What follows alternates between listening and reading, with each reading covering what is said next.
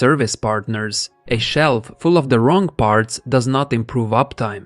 It ties up working capital and still leaves the installed machines unsupported. Build the first stock around 3 answers: which machines are active, which service events are routine, and which parts can be identified without guessing. Start with the installed base, not a generic catalog. Record the compressor model, configuration, serial, or nameplate information where available, operating environment, duty pattern, installation date, and service history. Group the machines by product family and actual local count. This shows which parts support real equipment and which would only add inventory risk.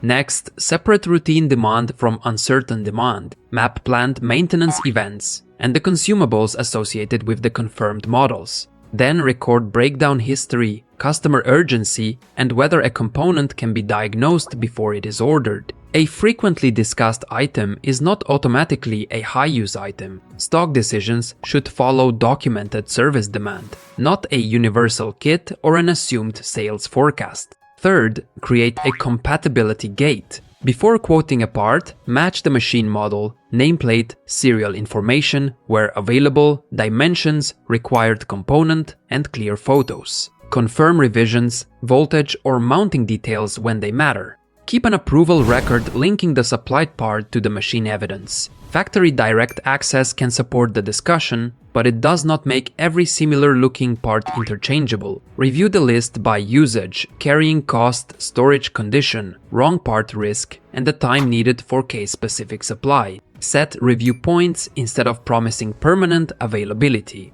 Exact quantities, prices, delivery, warranty, and commercial terms must be confirmed for each market and order. No stock plan guarantees sales, profit payback, or customer uptime. For a spare parts cooperation review, use the official website or sales email shown on screen. Share your country, business type, industry experience, current brands or products, target customers, and service capability. That gives both sides a factual basis to discuss models, service demand, responsibilities, and a suitable first parts list.